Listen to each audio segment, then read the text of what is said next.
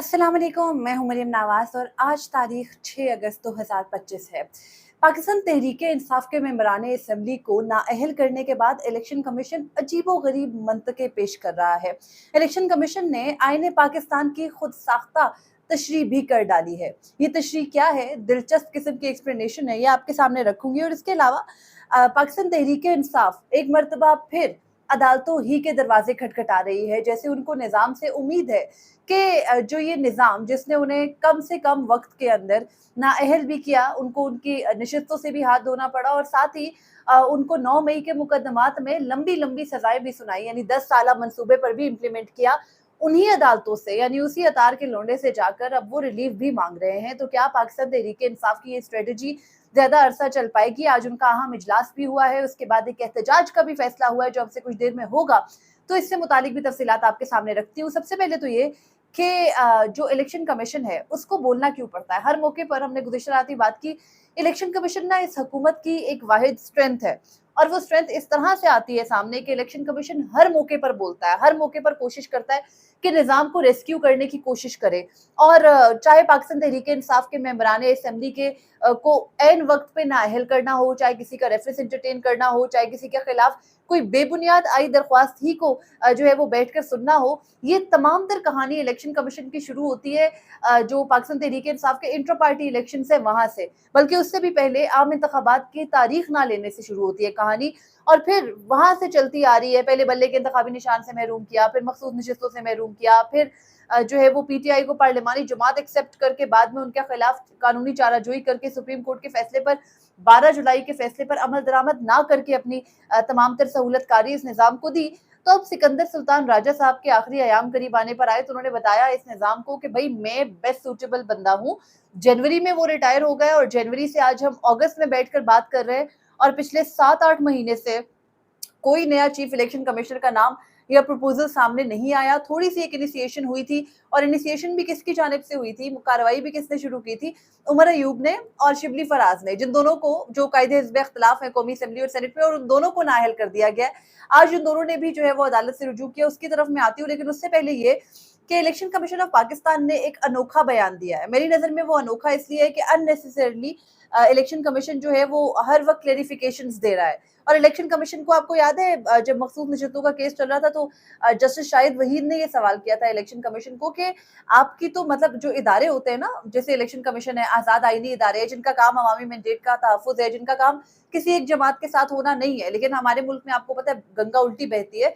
तो उन्होंने तब इलेक्शन कमीशन को मुखातिब करके बड़ा क्लियरली सवाल किया था कि भाई आपका इस मुकदमे के अंदर लेना देना क्या है? आप एक पार्टी के तौर पर एक्ट क्यों कर रहे हैं? जो इदारे होते हैं वो हमेशा बोनाफाइडे के तौर पर, यानी अच्छी नीयत से मुकदमात में आकर मुआवनत करते हैं। लेकिन मखसूस नशिस्तों के केस में जिस तरह से इलेक्शन कमीशन का एक्ट था, उसको लेकर जजेस बड़े हैरान भी थे। और फिर हमने बाद में देखा कि फैसले के अंदर उसका जो है वो ऑब्जर्वेशंस भी इलेक्शन कमीशन के खिलाफ आई थी और 8 फरवरी के पूरे इलेक्शन के ऊपर अदालती डिक्लेरेशन आ गई थी कि उस पर सवालिया निशानात उठते हैं। लेकिन जब इलेक्शन कमीशन को लगा कि अब उनके पास कुछ नहीं रहा तो फिर काजी फैजीसा, अमीनुद्दीन खान जैसे किरदारों ने उनको रेस्क्यू किया।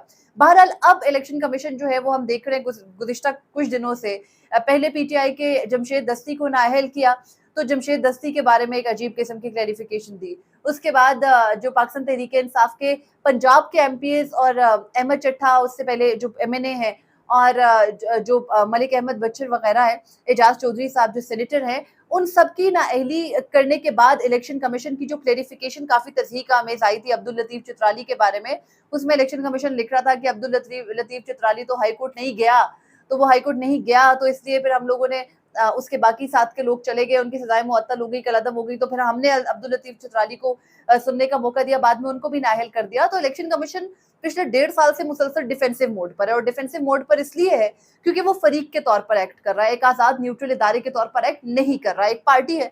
और इसमें कोई शक नहीं है कि अदलिया के बाद इस निज़ाम की, बल्कि अदलिया से भी ज़्यादा इस निज़ाम की मजबूत टीम है, ए टीम है, जहाँ से मुझे लगता है कोई टेंशन ही नहीं है इस हुकूमत या निज़ाम को कि उनको कोई मुश्किलात का सामना करना पड़ सकता है। और अगर इलेक्शन कमीशन ठीक होता तो आज हालात ये ना होते।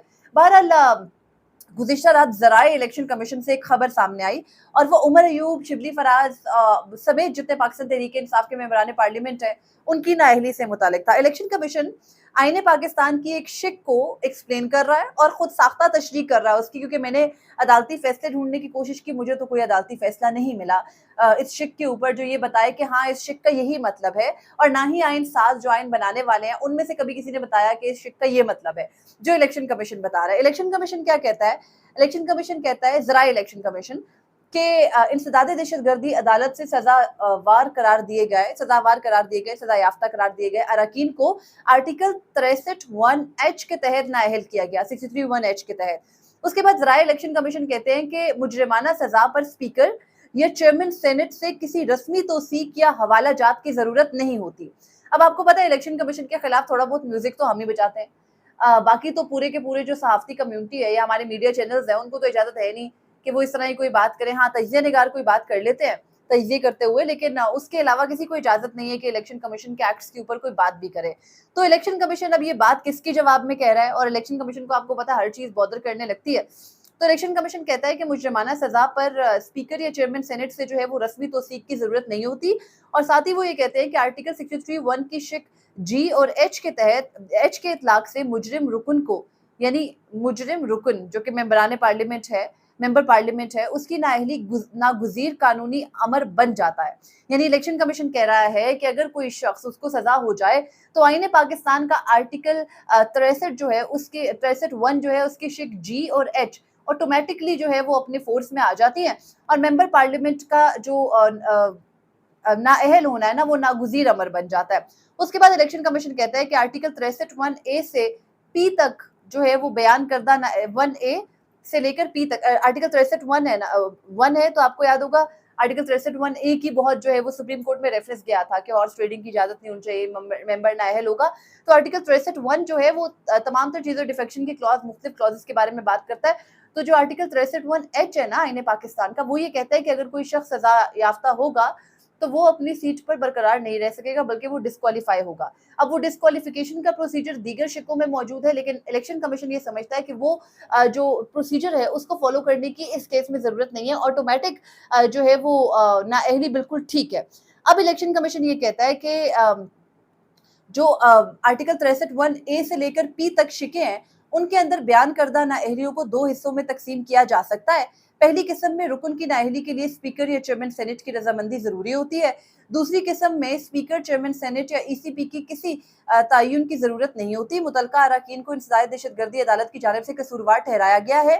ان کی شک 63 اور الیکشن ایکٹ 2017 کا سیکشن 232 ایسے افراد کو نااہل کرنے کے لیے کمیشن کو پابند کرتا ہے۔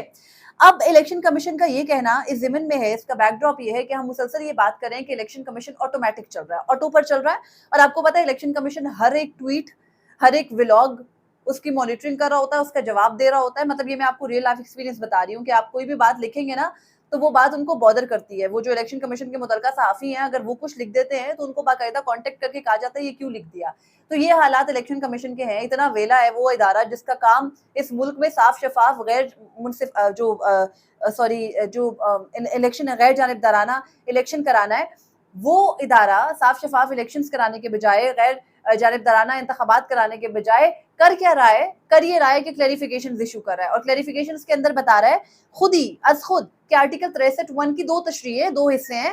ایک حصے کے تحت جو ہے وہ جو اسپیکر یا متعلقہ جو کسٹوڈین آف دا ہاؤس ہے، چیئرمین سینٹ، انہوں نے جو ہے وہ ڈکلیریشن بھیجنی ہوتی ہے، اور دوسرا جو ہے وہ یہ کہ آٹومیٹک جو نااہلی ہے وہ ہو جاتی ہے۔ اس میں الیکشن کمیشن کے کہنے کا مطلب یہ ہے بیسیکلی کہ اگر کوئی پرائیویٹ شکایت کسی کے خلاف آتی ہے، جیسے عمر ایوب کے خلاف آئی تھی، اور عمر ایوب کے خلاف جو شکایت آئی تھی اس کے اندر بھی 62-63 کی شکیں انووک کی گئی، اور وہ ان کے مخالف امیدوار بابر نواز نے کی۔ وہ معاملہ اسپیکر جو ہے قومی اسمبلی کے، انہوں نے الیکشن کمیشن کو موو کیا تو اس کو ٹیک اپ کر سکتا ہے الیکشن کمیشن۔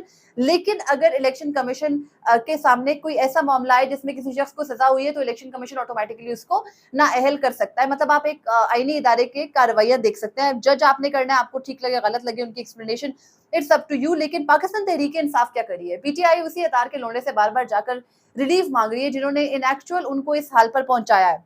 पीटीआई की स्ट्रेटजी क्या है, मैं सच बताऊं, मैं आज तक समझ नहीं सकी। जो पीटीआई के अरकान जेल में नहीं है, जो बाहर हैं, आजाद हैं, उनकी क्या स्ट्रेटजी है, वो कौन सी मजामत है जो करना चाह रहे हैं, क्योंकि उनके मुताबिक मजामती तहरीक तो शुरू हो गई है, लेकिन उस मजामती तहरीक के शुरू होने पर उनका अगला जो है वो स्टेप क्या होगा। रोज के रोज एहतजाज हैं, अगली जो है वो एहतजाज की कॉल पर भी निकलने का कहा गया है। गुज़िश्ता रोज़ के एहतजाजों में आवाम ज़रूर निकली, लेकिन ये बात भी दुरुस्त है कि गोलियाँ चलने का डर हो, मारे खाने का डर हो, तो लोग कितना जो है वो अपने कम्फर्ट ज़ोन से बाहर निकलेंगे। मुकदमात में और गिरफ्तारियों का डर और इस किस्म की कैंगरू कोर्ट से 10-10 साल की और 25-25 साल की आम कारकुन को सज़ाएँ सुना देना, तो लोग नहीं निकलते। लेकिन पेशावर हाई कोर्ट से आज रुजू किया उमर अयूब ने, उसके अलावा सेनेटर शिबली फराज ने और जरदाज गुल साहिबा ने, और उन्होंने अपनी नाअहली के खिलाफ जो है वो के फैसले को कलअदम करार देने की इस्तदा की है पेशावर हाई कोर्ट से। इससे कबल 2 रोज से हो ये रहा है कि पेशावर हाई कोर्ट पाकिस्तान तहरीक इंसाफ के रहनुमाओं को रिलीफ दे रहा है। पेशावर हाई कोर्ट में अगर राहदारी जमानत के लिए उमर अयूब गुज़िश्ता रोज गए तो बड़ी दिलचस्प समाअत हुई। वहां पर जो है वो जो एडिशनल अटॉर्नी जनरल थे, उन्होंने कहा कि उमर अयूब सजा याफ्ता है, सरेंडर करें गिरफ्तारी के लिए, लेकिन फिर भी अदालत ने जो डिवीजन बेंच था पेशावर हाई कोर्ट का, उन्होंने रिलीफ दिया उमर अयूब को और उनको राहदारी जमानत जो है वो कबूल की। इसी तरह से जरताज गुल ने भी जो है वो पेशावर हाई कोर्ट में हिफाजती जमानत की दरख्वास्त दायर की है, और उन्होंने फैसलाबाद के जो इंसाई दहशतगर्दी फैसलाबाद की 10 साल की सजा है, उसके खिलाफ अपनी हिफाजती जमानत मांगी है कि इन केस अगर वो इस्लामाबाद आते हैं तो उनको गिरफ्तार ना किया जाए, उनके पास अदालती ऑर्डर्स हों। जो अभी तक पाकिस्तान तहरीक इंसाफ के रहनुमाओं को सजाएं हुई है ना, इसमें एक अमर जो बिल्कुल क्लियर है वो ये है कि ये हुकूमत और ये रियासत इनको गिरफ्तार करना नहीं चाहती। गिरफ्तारी प्लान नहीं है। प्लान ये था कि बस इबरत का निशान बनाया जाए, क्योंकि 9 मई बहुत बड़ा वाकया था एंड नाउ मिट्टी पाओ मूव ऑन। एक जमात को पिछले 2 साल तत्तर-बित्तर कर दिया गया, खत्म कर दिया गया। 9 मई को दुनिया का सबसे बड़ा गुनाह बना दिया गया without any kind of independent inquiry. आपने 9 मई को जो है वो पहले ही दिन इररिफ्यूटेबल एविडेंस के साथ सजा के लिए उसमें मुलविस हर शख्स को सजा का हकदार करार दे दिया, और इज्तिमाई जो है ना सजाएं सुनाई गई, जो 90s और सॉरी जो 19वीं और 20वीं सदी की तरह। तो अब उस मामले के अंदर कुछ अपडेट ये भी है कि पाकिस्तान तहरीक इंसाफ इस सबके बावजूद उन्हीं अदालतों का दरवाजा भी खटखटा रही है, और आज सुप्रीम कोर्ट के बाहर इन सजाओं के खिलाफ एहतजाज भी करने जा रही है। यानी उस सुप्रीम कोर्ट के बाहर जैसे फर्क ही नहीं पड़ता। ये वो सुप्रीम कोर्ट नहीं है बंदयाल साहब की, जिसके दरवाजे पर खड़े होकर मरियम नवाज ने उमर अता बंदयाल साहब का नाम ले लेके उनको मुखातिब करके वहां पर तकरीरें की थी, और आवाजें हम कमरा अदालत नंबर 1 में बैठे थे सुप्रीम कोर्ट के और अंदर आ रही थी, और अदालत को अपनी कार्रवाई मुलतवी करनी पड़ी थी। तो ये वो दौर नहीं है। अब वो दौर है जिसमें आप अपनी गली में बाहर निकल के एहतजाज नहीं कर सकते। इनफैक्ट पंजाब के अंदर तो लोगों के हालात इतने बुरे हैं कि बस शाम ढलने की देर होती है, घरों पे पुलिस के छापे शुरू हो जाते हैं, तोड़ फोड़, सहाफी हैं, कारकुन हैं, आम वर्कर है, उसके घर पे जो है वो बस छापे हैं पुलिस के। छोटी छोटी बच्चियों को जो है वो कहा जा रहा है कि हम तुम्हारे साथ ये कर देंगे अगर अपने वालिद को ना बुलाया। मतलब इमेजिन, ये हमारी स्टेट है, रियासत माँ, धरती माँ जिसको कहा जाता है। तो बहरहाल ये जो है वो अभी तक की सिचुएशन है जो मैंने आपके साथ शेयर की। अगर आपके इस पे कोई भी थॉट्स हो, मेरे साथ जरूर शेयर कीजिएगा, और मुझे फिलहाल इजाजत दीजिए। मजीद अपडेट्स के साथ आपके सामने जरूर हाजिर होंगी। अल्लाह हाफिज।